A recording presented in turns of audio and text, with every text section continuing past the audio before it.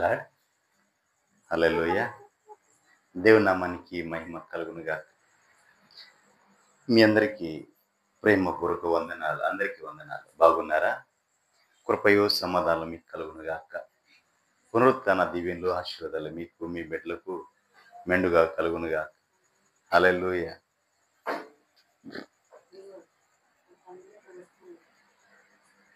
చూడండి ప్రియులారా, ఈ దిన ధ్యానం కోసం యెషయా పుస్తకం 62వ అధ్యాయం 6వ వచనం.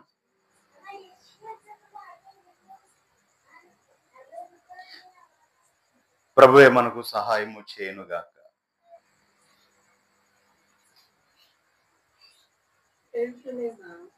యెరూషలేమా, నీ ప్రాకారముల మీద నేను కావలి వానిని ఉంచి ఉన్నాను. దేవునికి మహిమ కలుగునుగాక.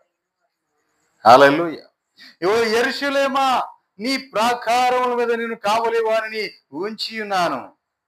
రేయైనను పగలైనను వారు మౌనముగా ఉండరు. దేవునికి మహిమ కలుగునుగాక. హల్లెలూయా. ఎలా ఉంటారండి? దేవుడు యెరూషలేము ప్రాకారముల మీద కావలి వానిని ఉంచి ఉన్నారు. ఇప్పుడు ఈ కావలి వాడు ఏం చేస్తున్నట్టే, రేయైనా పగలైనా వారు మౌనంగా ఉండరు. దేవునికి మహిమ కలుగునుగా. హల్లెలూయా. నిజం పిల్లరా, ఎలా మౌనంగా ఉంటాడు? దేవుడే నియమిస్తే, ఆ కావలి వాడిని దేవుడే నియమిస్తే, ఆ కావలి వాడు ఎందుకు ఎలా మౌనం ఉంటాడు? చూడండి పిల్లరా, అదే యెషయా పుస్తకం 53వ అధ్యాయం 7వ వచనం నుంచి ధ్యానించుకుందాం.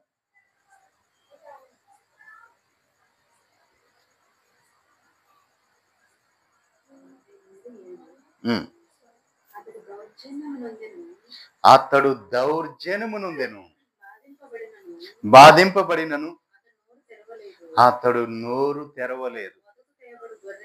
వదకు తేబడు గొర్రె పిల్లవలే బొచ్చు కత్తిరించు వాని ఎదుట గొర్రెయు మౌనంగా ఉండినట్లు అతడు నోరు తెరవలేదు. కింద వచ్చినాను. అన్యాయపు తీర్పు నొందిన వాడే అతడు కొనుపోబడెను. అతడు నా జనుల అతిక్రమం బట్టి మొత్తబడెను కదా. సజీవుల భూమిలో నుండి అతడు కొట్టివేయబడెను. అయినను అతని తరము వారి ఈ సంగతి ఆలోచించిన వారెవరు? 9. మా ఏ వచనం చదువుతున్నా? రా కానీ రా 9వ వచనం నుంచి. అతడు మరణమైనప్పుడు భక్తిహీనులతో అతడుకు సమాధి నియమింపబడెను.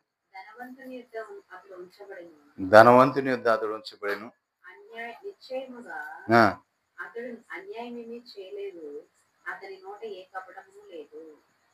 సువార్త ప్రకటించుచు సమాధానము చాటించుచు సువార్త మానము ప్రకటించుచు అని ఉంటుంది. చూడండి,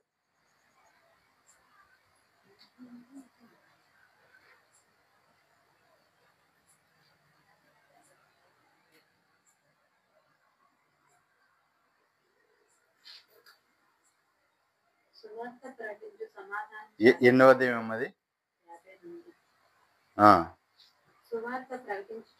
సువార్తను ప్రకటించుచు సమాధానము సాటించుచు సువర్తమానమును ప్రకటించుచు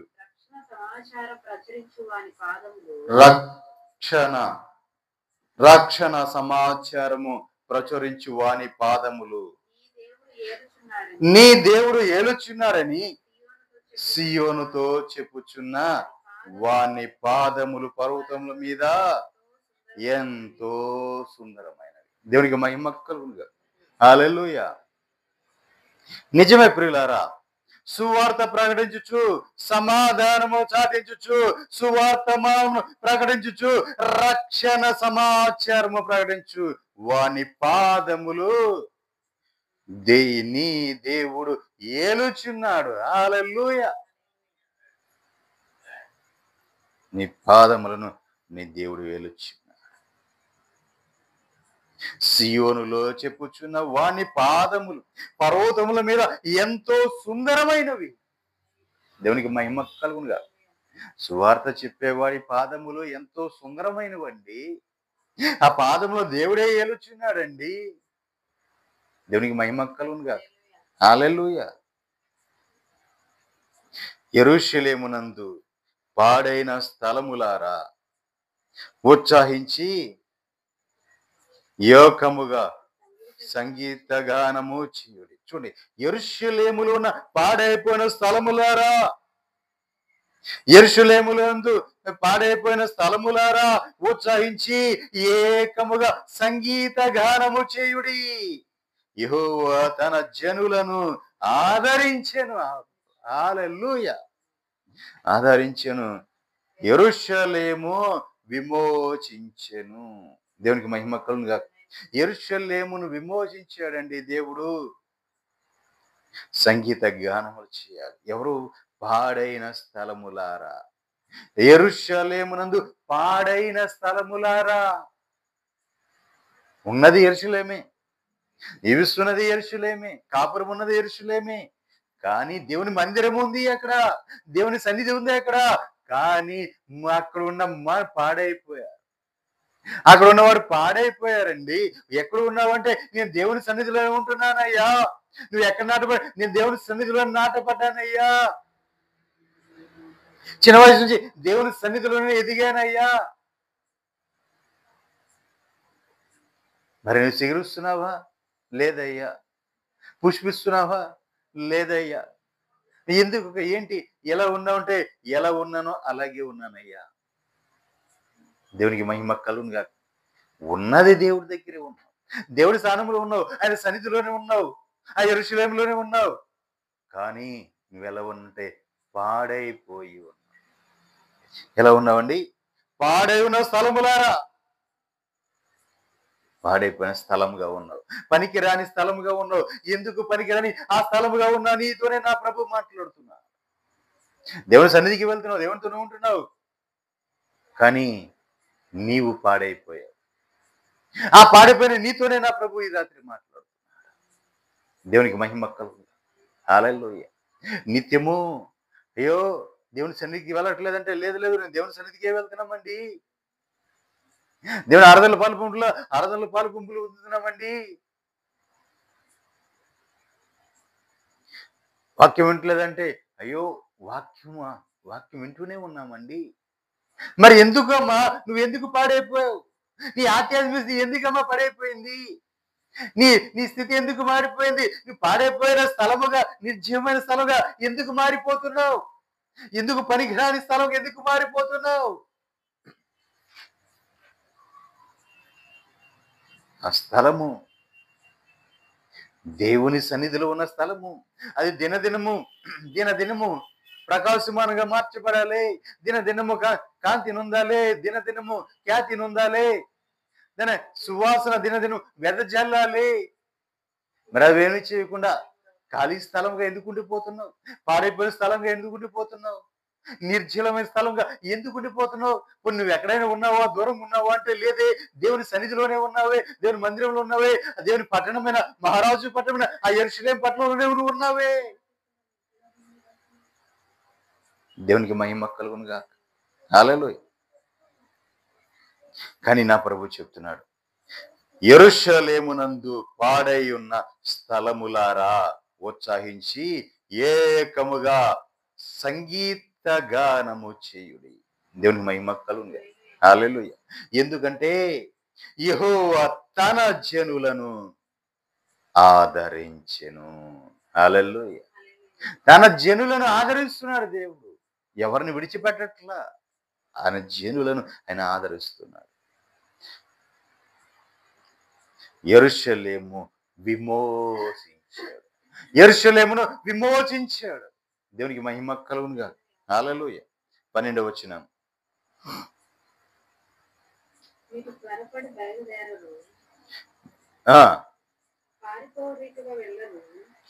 చూడండి, మీరు త్వరపడి బయలుదేరరు, పారిపోరీతిగా మీరు వెళ్ళరు. చూడండి, దేవుడే దేవుడే మీ ముందు నడుస్తాడు. ఇశ్రాయేలు దేవుడు నీ సైన్యపు వెనుకటి భాగమున కావలి కాస్తాడు. దేవునికి మహిమ కలుగునుగా. హల్లెలూయా. మీరు పరిగెట్టాల్సిన పని లేదు, త్వరపడి వెళ్ళాల్సిన పని లేదు. నీ దేవుడు నీకు ముందు నడుస్తున్నాడు, నీ కావలి వాడుగా నీ వెనక నడుస్తున్నాడు. దేవునికి మహిమ కలుగునుగా. నీవు యుద్ధానికి వెళ్తున్నావా? నువ్వు శత్రువు మీదకి వెళ్తున్నావా? దేవుడు నీకు ముందుగా నడుస్తున్నాడు, నీకు వెనకగా దేవుడే నడుస్తున్నాడు, కావలి వాడిగా ఉన్నాడు, నిన్ను కావలి కాస్తూనే ఉన్నాడు. దేవునికి భయం మహిమ కలుగునుగా. మరి నీకు భయం దేనికి? నువ్వు ఎందుకు ఇంకా వారైన స్థలంగా నువ్వు ఎందుకు ఉండాలి? దేవుడు నీతో ఉన్నాడు, నీతోనే ఉన్నాడు అన్నప్పుడు నువ్వెంత ధైర్యాన్ని దేవుడు ఇచ్చి, ఇదిగో నీకు ముందుగా నేను వెళ్తున్నాను, నీ వెనక కావలి వాడిగా నీ వెనకే వస్తున్నాను అన్నప్పుడు మరి నీవు ఇంకెలా ఉండాలి? దేవునికి మహిమ కలుగునుగా. హల్లెలూయా. నీ విమోచకుడు యెరూషలేము విమోచించేవాడు నీకు కావలిగా ఉన్నాడు. ఇర్మీయా పుస్తకం 31వ అధ్యాయం 6వ వచనం.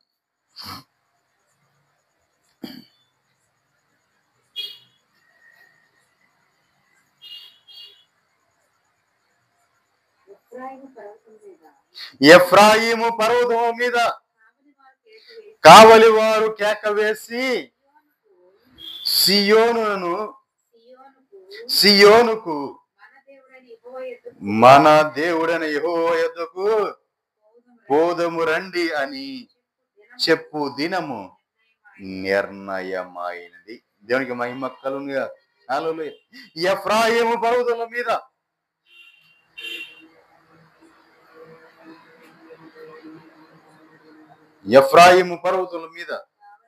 కావలి వారు కేక వేసి, చూడండి, ఎఫ్రాయిము పర్వతాల మీద కావలి వారు కేక వేస్తున్నారు.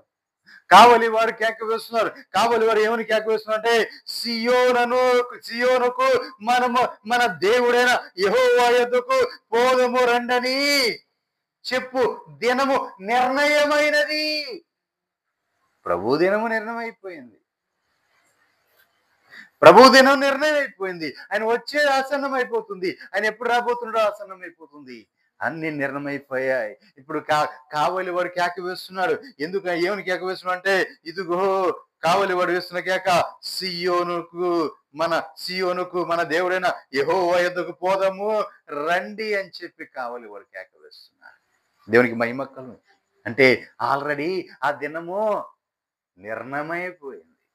దేవుడు వచ్చే దినము నిర్ణయమైపోయింది. ఇప్పుడు మనం ఏం చేయాలి? ఆయన దగ్గరికి వెళ్దాం రండి, మనం ఆయన ఎదుర్కొందాం రండి, సియోనుకి వెళ్దాం, పరమ సియోనుకి మనం వెళ్దాం, మన దేవుని ఎదురుకు మనం వెళ్దాం రండి అని కావలి వాడు కేక వేస్తున్నాడు. హల్లెలూయా. కావలి వాడు కేక వేస్తున్నాడు. కావలి వాడు చేసే పని ఏంటి? హెచ్చరించడం, నిన్ను సిద్ధపరచటం, నిన్ను మేల్కొల్పటం. హల్లెలూయా. కావలి వాడు ఎప్పుడు కూడా నీ కోసం కాసుకుని కూర్చుంటాడు. ఎటు నుంచి శత్రువు వస్తాడేమో అని, ఎటు నుంచి దుష్టుడు వస్తాడేమో అని చెప్పి దుష్టుడి నుంచి నిన్ను విడిపించడానికి, శత్రువు నుంచి నిన్ను తప్పించడానికి కావలివాడు కాసుకొని ఉన్నాడు. కావలివాడు శబ్దం చేస్తున్నాడు. కావలివాడు శబ్దం చేస్తున్నాడు. ఏమని? ఆ కేక వేస్తున్నాడు, ఇదిగో మనము సియోనుకు మన దేవుడైన యెహోవా యొద్దకు పోదాము. ఎందుకు పోదాము రండి? ఎందుకంటే ఆ దినము నిర్ణయం అయిపోయింది. ప్రభు వచ్చే దినము, ఆయన రాకడ దినము నిర్ణయం అయిపోయింది. కాబట్టి రండి మనం వెళ్ళిపోదాం, మన దేవుని యొద్దకు వెళ్ళిపోదాం, సియోనులోకి మనం వెళ్ళిపోదాం రండి అని కావలి వాడు కేక వేస్తున్నాడు. దేవునికి మహిమ కలుగునుగా. హల్లెలూయా.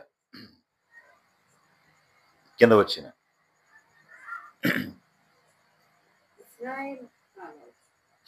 ఏడవ వచ్చిన, యెహోవా ఇలాగూ సెలవిచ్చున్నాడు. చూడండి, ఈ దేవుడు చెప్తున్నాడు, నువ్వు కేక కావాలి వాడు కేక వేస్తున్నాడు. ఇదిగో ప్రభు దినము సిద్ధపడిపోయింది, ప్రభు దినముకి వచ్చాము రా, మనం దేవుని దగ్గరికి వెళ్ళిపోదాం, మనం సీయోనికి వెళ్ళిపోదాం రా అని కావాలి వాడు కేక వేస్తుంటే ఇప్పుడు ఏం చేయాలి ప్రజలు? యాకోబు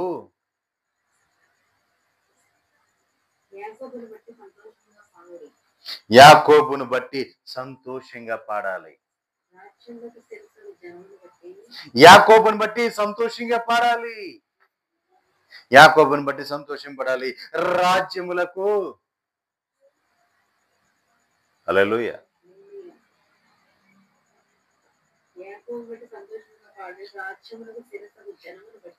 రాజ్యములకు శిరసగు జనములను బట్టి వచ్చాకదు అని చేయుడి, ప్రకటించుడి, స్తుతి చేయుడి.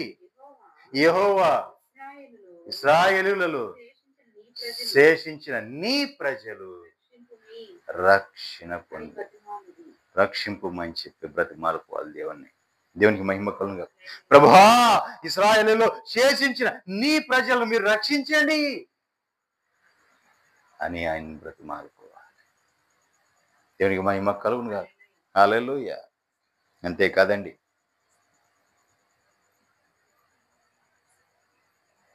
కీర్తనల గ్రంథం 130వ అధ్యాయం 5వ వచనం.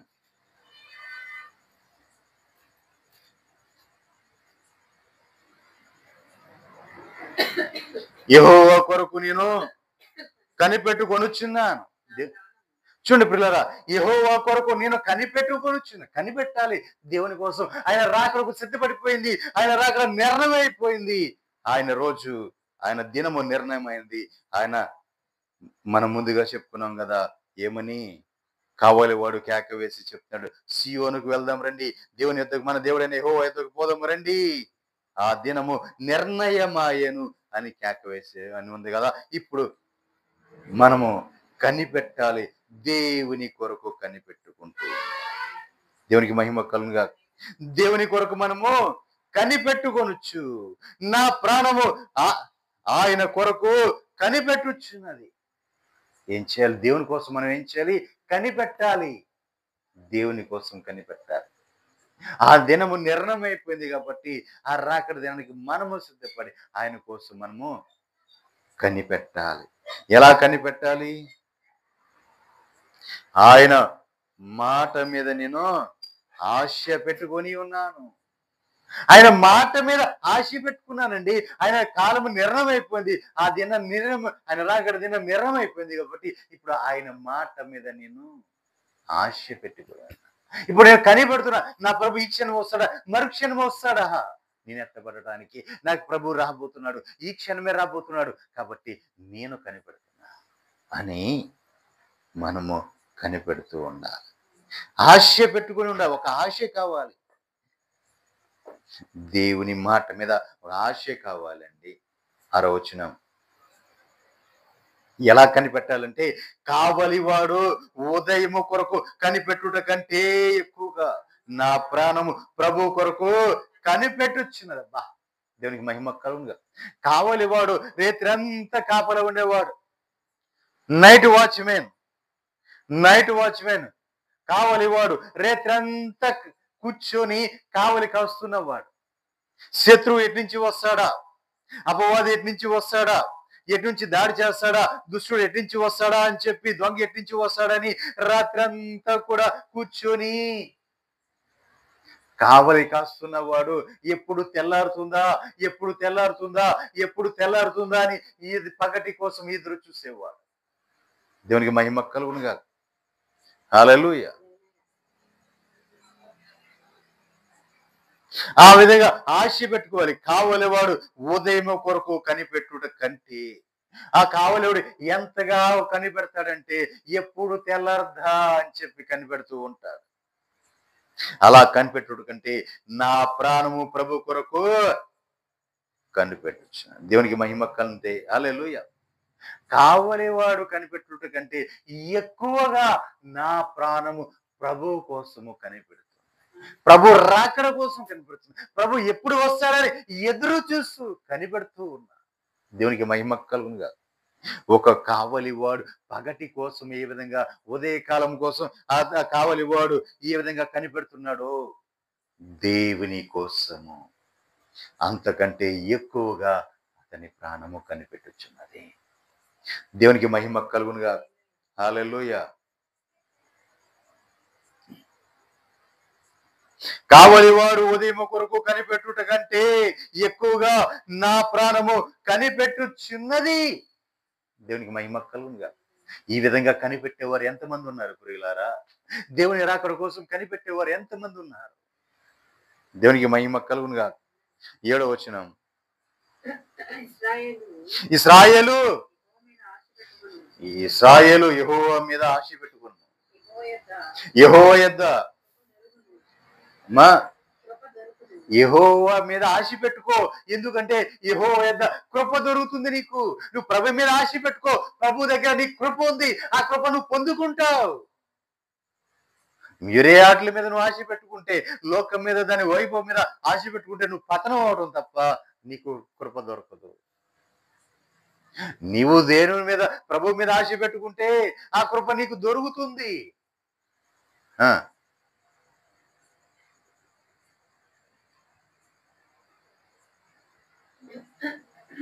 8వ వచనం.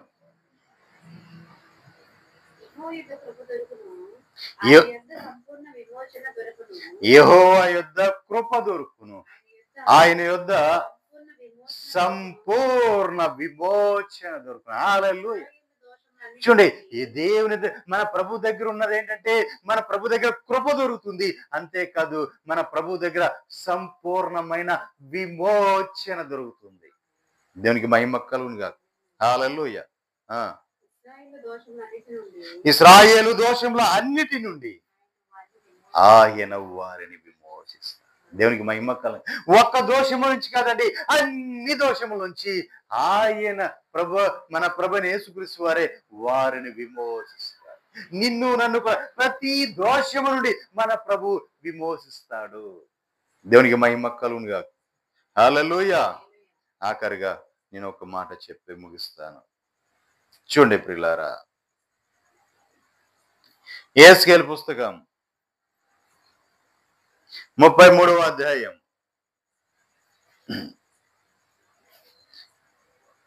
7వ వచనం ధ్యానించుకుందాం. నరపుత్రుడా, నేను నిన్ను ఇశ్రాయేలుకు కావలి వాడిగా నియమించి ఉన్నాను. ఒక్క నిమిషం. నేను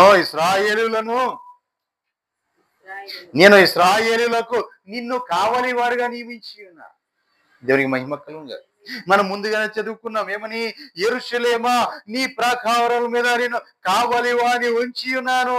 రేయైనను పగలైనను వాడు మౌనంగా ఉండడు అని ధ్యానించుకున్నాం మన మూలవాక్య. దేవునికి మహిమ కలుగునుగా. ఇక్కడ మనం చూసినట్లయితే, నేను ఇశ్రాయేలులకు కావలి వాణిని నియమించి ఉన్నాను కనుక నీవు నా నోటి మాటను విని నాకు ప్రతిగా వారిని హెచ్చరిక చెయ్యవలెను. దేవునికి మహిమ కలుగునుగా. కావలివాడు ఏం చేయాలండి? దేవుడు నిర్మించిన కావలివాడు ఏం చేయాలి? దేవుని నోటి మాటను విని దేవునికి ప్రతిగా వాణ్ణి హెచ్చరిక చేయాలి. ఎవరి కోసమైతే దేవుడు మాట్లాడాడో వారి దగ్గరికి వెళ్ళి దేవునికి ప్రతిగా వాడిని హెచ్చరిక చేయాలి. దేవునికి మహిమ కలుగునుగా. హల్లెలూయా. కావలివాడు చేసే పని, కావలివాడు మౌనంగా ఉండట్లేదు.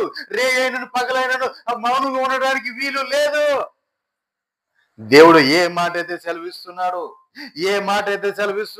ఆ మాటను తీసుకొని వెళ్ళి దేవుని నోటి మాటను విని దేవునికి ప్రతిగా వానిని హెచ్చరిక చేయాలి.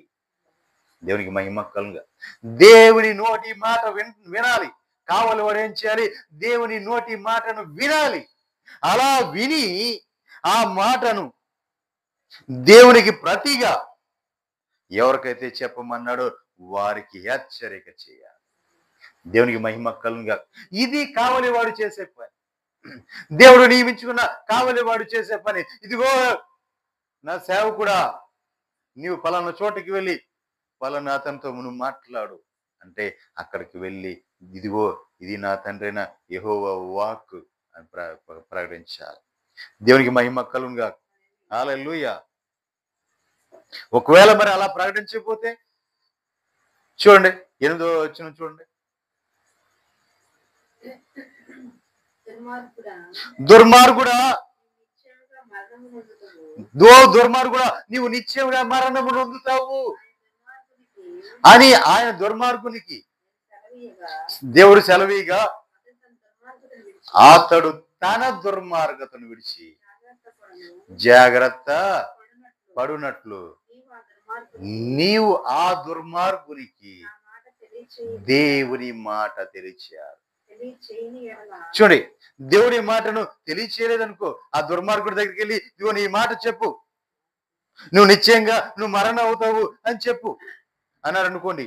ఇప్పుడు ఈయన వెళ్ళి, ఈ కావలివాడు వెళ్ళి, ఓ నాయనా నువ్వు నిశ్చయంగా దేవుని మాట వింటలేదు కాబట్టి నువ్వు మరణం అవుతావంట, నువ్వు నీ దుర్మార్గం అనుకుంటే నీ మీదకి మరణం వస్తుంది, నువ్వు మరణం అవుతావు అని దేవుడు నీతో చెప్పమన్నాడు అని చెప్పావు అనుకోండి.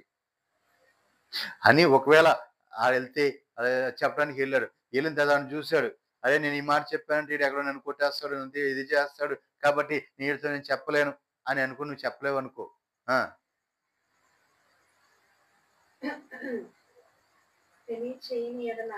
నీవు వానికి చెప్పని ఎడల ఆ దుర్మార్గుడు తన దోషమును బట్టి మరణము నొందును గాని అతని ప్రాణమును గూర్చి నిన్ను విచారణ చేస్తాడు. ఎవరిని? కావలివాడిని. దేవునికి మహిమ కలుగునుగా. కావలివాడిని విచారణ చేస్తాడు. ఇదిగో నా కావలివాడా, నా సేవకుడా, నీవు పలానా వ్యక్తి దగ్గరికి వెళ్ళి నువ్వు దుర్మార్గుడు కాబట్టి నిశ్చయంగా నువ్వు మరణం అవుతావు అని చెప్పు అని చెప్పాడండి. ఈయనేం చేశాడు? వెళ్ళి చెప్పాడు, నువ్వు చచ్చిపోతావు అంట, దేవుడు చెప్పాడు అనుకో, ఊరుకుంటాడా అండి? తిరగబడి కొడతాడు. కాబట్టి ఇతను చెప్పలేదనుకోండి, అలా చెప్పకపోతే ఆ కావలివాడు వెళ్ళి అతనితో చెప్పకపోతే అతను మరణం అవుతాడు. కానీ ఆ దోష అపరాధము ఇతని మీద ఏలుబడి చేస్తుంది, కావలివాణి మీద ఏలుబడి చేస్తుంది. ఎందుకంటే కావలివాడిని హెచ్చరించమని నా దేవుడు చెప్తే ఆ కావలివాడు మౌనంగా ఉన్నాడు కాబట్టి. కావలివాడిని హెచ్చరించమని చెప్తే కావలివాడు మౌనముగా ఉన్నాడు, చెప్పలేదు. కాబట్టి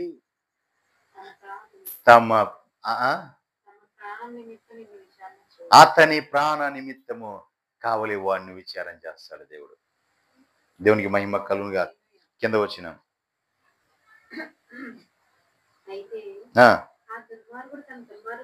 చూడండి, అయితే ఆ దుర్మార్గుడు తన దుర్మార్గతను విడువలెనని నీవు గనక అతనికి హెచ్చరిక చేస్తే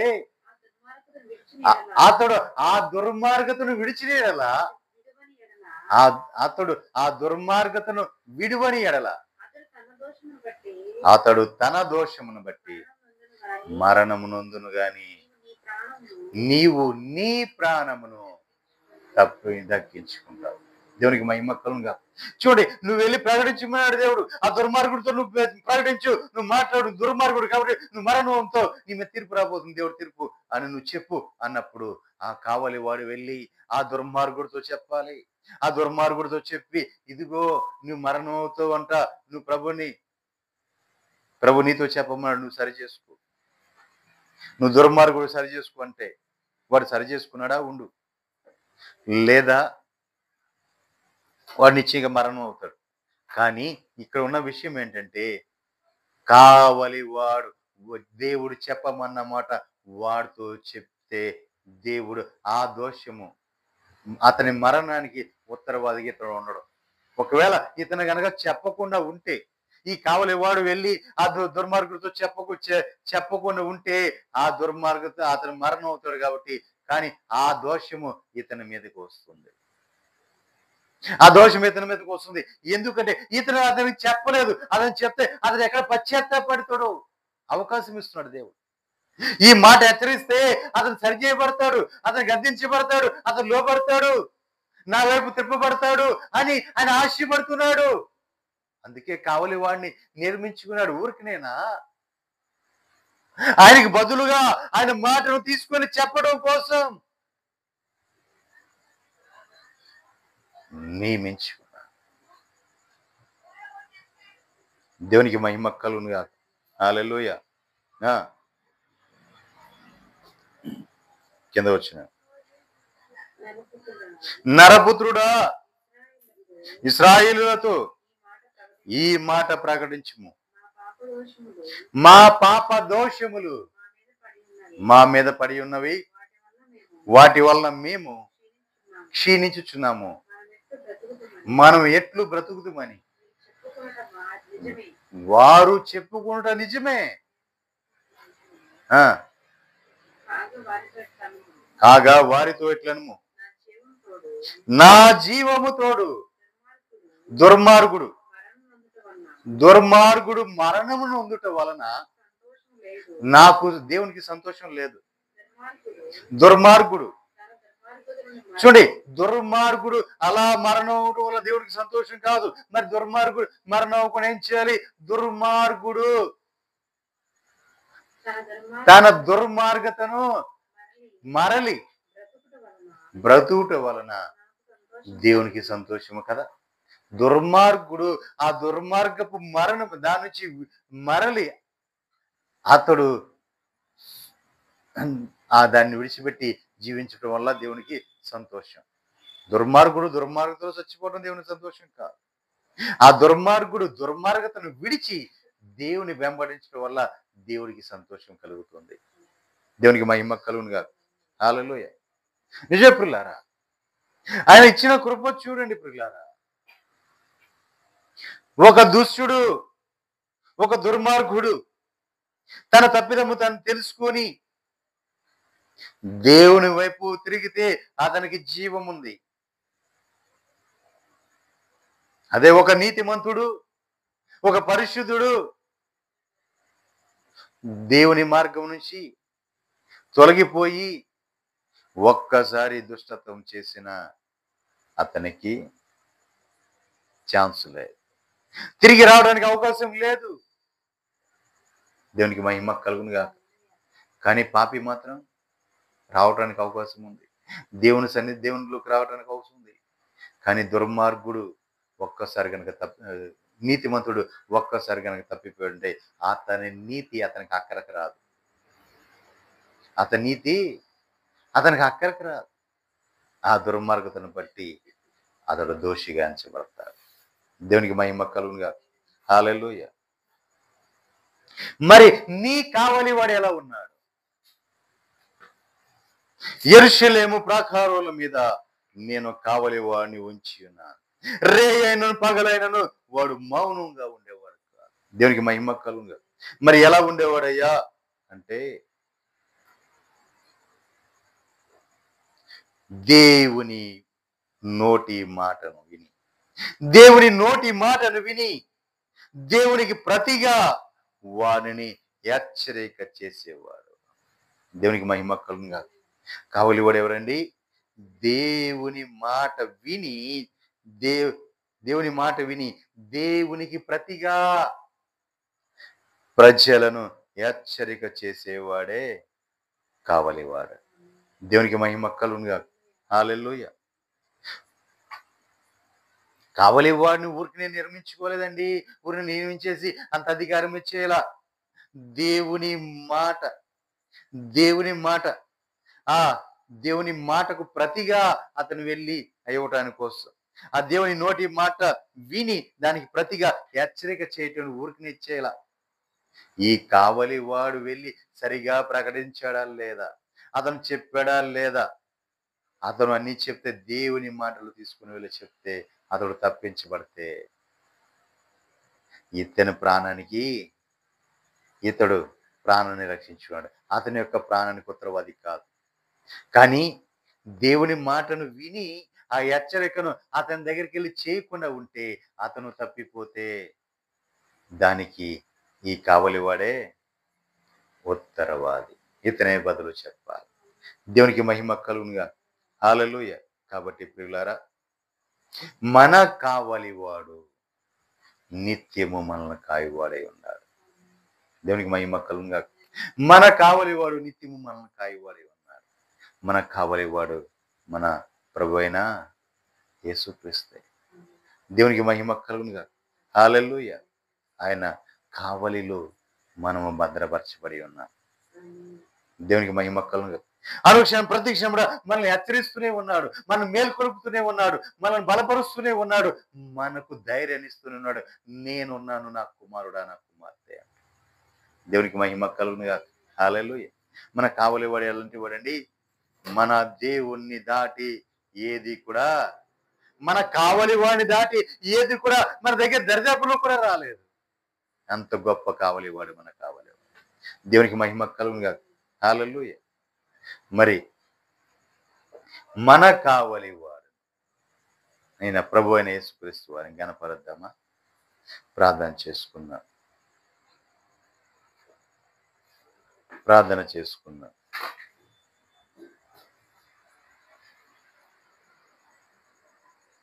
స్తోత్రం, స్తోత్రం, స్తోత్రం, స్తోత్రం, స్తోత్రం.